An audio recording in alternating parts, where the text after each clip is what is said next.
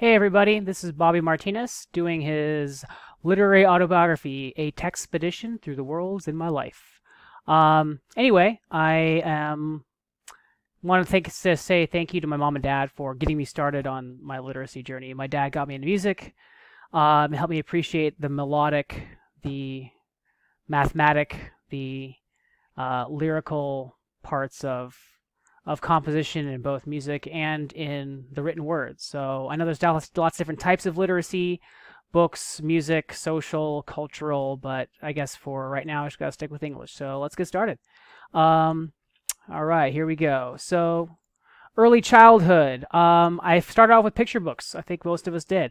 So kind of gave me my entry point into using an actual book, like getting to learn how it works and trying to make sense out of images, create narrative through image. And I think that is an important part of going through and teaching English literature is using images, what the words evoke, and then also studying image as text. Like, what is the rhetorical message in text? So that's way later on. Right here, I was just concerned about finding Waldo and finding out what happened to the snowman. Snowman was my first kind of thing I can recall, maybe 3 or 4 years old, where I charted a narrative structure through a book, a story, instead of just registering pictures as separate things. Anyway, Dr. Seuss was my first kind of, as I can remember, was my first poetic experience, rhyme, meter, and that kind of thing. For a lot of people, I think that was true. If not the first, one of the first, I think, for a lot of us in my generation. So I liked Green Eggs and Ham. My grandma read that to me, and Mom gave me All the Places You'll Go later on. I love that one too. Anyway, let's see here. Again, it gave me kind of an appreciation of the poetic. Velveteen Rabbit was the first book I can remember actually having feelings about, like crying, because it was very sad to me, but also happy. So I would remember having those feelings, and kind of really books kind of helped me develop emotionally through a lot of my childhood. Like, I was able to understand feelings and relate to feelings because I saw them and experienced them through books and made sense of them through books, like the ones in my life. I kind of like, oh, this feeling is like that. So as far as teaching literacy in English, it's also teaching emotional literacy, I guess you would say, in that how you connect and relate and develop empathy with, or don't develop empathy with, characters and situations. So that's an important part, I think, to teach English lit too.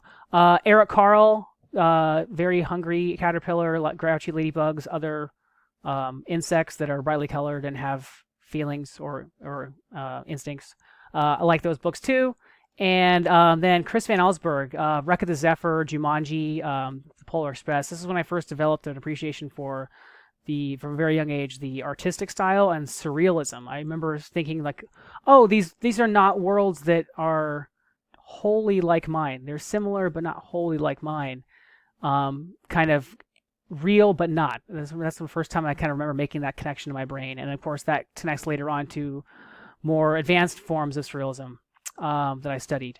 Anyway, moving along. So late childhood. That was my early childhood, from like 4 till, I don't know, 3 or 4 till like 7 or 8. This is probably like the next 4 or 5 years until middle school. And it really kind of exploded. I kind of blossomed. That's why I put a tree here. Before it was the swings. I was kind of swinging back and forth from one thing to the next, kind of exploring. And this is when it kind of exploded. Epistolary novels, Dear Mr. Henshaw. It's an important thing to teach. A lot of literature is about communication. So communicating back and forth, addressing people. I think that's huge, especially because we do so much of that now. We are texting and emailing all the time. But I still appreciate a handwritten letter. Shel Silverstein, another critical poet. Light the Attic, Where the Sidewalk Ends, The Giving Tree, those very good stories and kind of folksy poems. Choose an Adventure, meta-narrative, controlling a text, getting outside the text and controlling a world. Also came up in grad school, but the first time I can remember was Choose Your Adventure. So it's amazing how these connections from like early to more advanced kind of coalesce through kind of this remembrance. I'm just kind of seeing these connections as I do this now. Scary Stories, Tell in the Dark, my first foray into horror, the pictures, the kind of folks tales, awesome. Comics and manga, my my zeitgeist, kind of my literary modus operandi, I guess you could say. Started that very early on and haven't stopped. Still with me. Comics, DC, Marvel, got me into it. Comics about video games. Anyway, lots of stuff there to go into, but I don't got time. Goosebumps. I don't remember anybody that hasn't read Goosebumps. Highlights magazine. My first kind of periodical, the nonfiction about stuff that kids were doing in real life, about animals, about real world kind of events and occurrences. I kind of liken it to a magazine that was the equivalent of like the literary equivalent to like Mr. Rogers' Neighborhood in a way. Had some good word searches and crossword puzzles and stuff too, and hidden pictures. Nintendo Power, another periodical I got that was about gaming because that's another kind of anchoring theme of my life. And then Roald Dahl, the Witches, kind of whimsical, this kind of whimsy structure about it that you can write, again, real but also not real at the same time. Wizard and the Tree, I remember being important in like in 5th grade. An impression of this book that stayed with me more so than the actual details, which a lot of times that happens to children. They remember the impressions they felt, but not the actual details. Number of the Stars, my first historical fiction. So that was like a good way to teach, like, teaching kids about the world without actually like showing them the hard world yet at this age. And then, of course, I read more historical novels later. Of course, Diary of Anne Frank, dealt with it a little more. You're a Good Man, Charlie Brown, my first foray into musicals, musical theater, and just stage and theater, which I've done my whole life now. So reading a script, staging directions, being part of a production, that's a huge part of English literature. Like being performance and drama is part of who we are as a species. We act and we perform for each other. On stage and just as a part of interaction. Mark Twain, The Giver, Wrinkle in Time, these are kind of seminal kids' works that kind of build on worlds. And, well, Mark Twain's more real world, of course, The Giver and Wrinkle in Time more science fiction-y. Tolkien just inspired me. Like, he was the first person I read that really made me think that I could build a world too. And so then I kind of got lost in doing that for a while as a kid. That's a lot of paper I wrote on. Ender's Game, I wrote my master's thesis involving it, and it's one of my favorite science fiction books of all time. Kind of character study, like all these like sci-fi genre, but kind of also a character study, kind of a deep look inside someone, which is the first time I really kind of started to appreciate that kind of form. Arthur C. Clarke, kind of the hard sci-fi epic form is when I first got experience with that. And these different genres are important, like all these different kind of, and I'm grateful to my mom and dad for giving me the experience and providing me the resources. My dad, especially with music, because he's the one that got me being a musician, and my mom reading to me all the time, and her own writing, she wrote a lot too. So thank you, parents. But just kind of this wide genre experience that I had as a way to get kids to enter in, because I mean, if you just try to present them like, oh, this is the canon and these are the classics, like not everybody's gonna like those. So and I remember not liking a lot of things that I was presented with in school too. I should have made a list of them. I was thinking about it, but I didn't want to be negative. So I didn't like a lot of the canon, the stuff I'm supposed to like, right? I didn't like a lot of it. So this wide kind of genre approach I think is important, because that way it gets the kids to access something they can connect to, because not everybody's going to connect to the same thing, or stuff that, even the stuff that they think that I think is important. Like some of the kids that I teach may hate all this stuff, and even though I don't take that personally, like I need to find something that they're going to connect to. That's kind of important. So I need to be able to expose them to a wide variety of stuff. Moving along, early adolescence. So middle school. This is Douglas Adams' Hitchhiker's Guide, kind of satiric. Carrie. I was being angsty, and so I connected to the angsty person. Comics and manga, again, more and more, just building and building, a never-ending pile of them generating from my floor upward to the ceiling. Edgar Allan Poe was my first kind of connection to something darker and more troubling that I felt before I had to repress, but I kind of learned that it was kind of okay. Like I can kind of explore the side of myself when I write, and it's okay to read this stuff too. It's not dangerous or scary. It's part of people.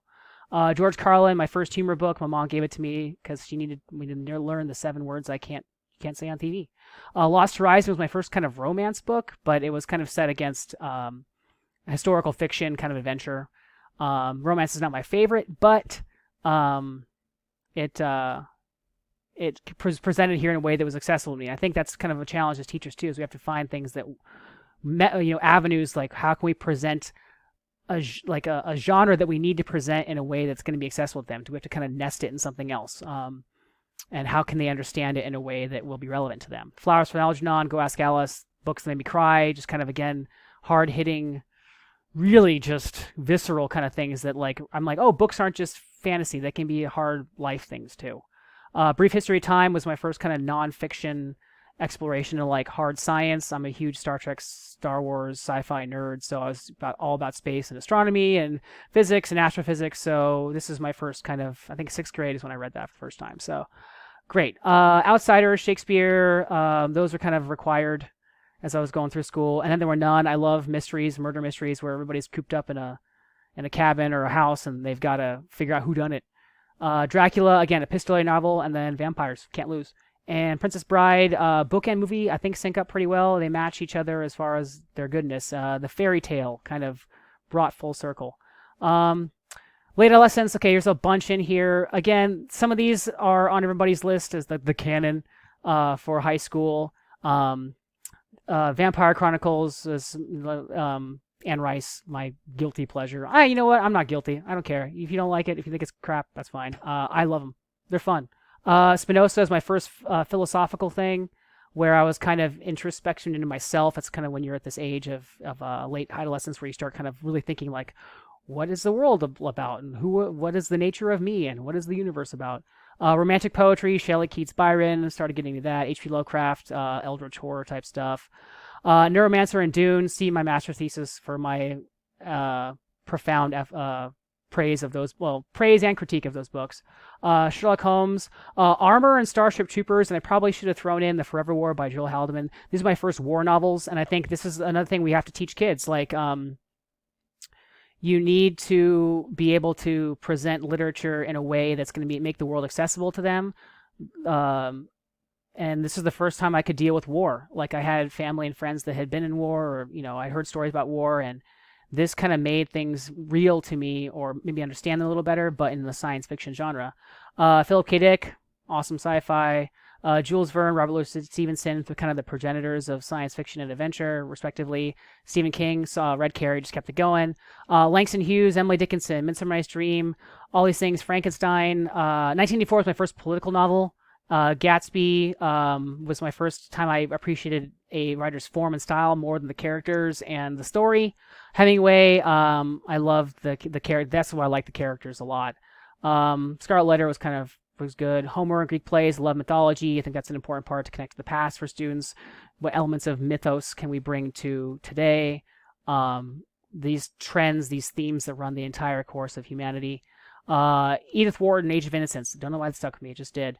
Okay, I'm running out of time. So, undergrad, manga and Japanese. Started studying Japanese, so I did a lot of that. Multiliteracy, multicultural literacy is huge for kids. I read books in Spanish started reading a lot of books in Spanish. So 100 Years of Solitude, when you can read a book in a different language, really can you get something more out of it. Neil Gaiman, Alan Moore, more graphic novel type stuff. Gun, Germs, and Steel. Jared Diamond is kind of anthropological studies. And then I was a philosophy major, so German and Enlightenment philosophy.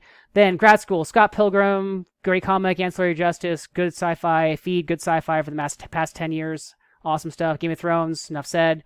1001, excellent kind of vignette, slice of life kind of thing. Gino Diaz, multicultural again, but this time through a nerd lens, which is super cool. Again, multi-classing your genres to bring out a message for the kids, to try to get them to access something important, something to connect both in the function of literature and the cultural appreciation of it. Super Intelligence, Homo Deus is more kind of investigating where we're heading as far as like the digital realm. Marilyn Chin, Mooncake Vixen, and Frank DeFranco, Man's First Meeting. Now, one thing I left is for the TPA. That's all I got time for now, so that's all I've got to do. Anyway, hope you enjoy my literary autobiography. Trek continues.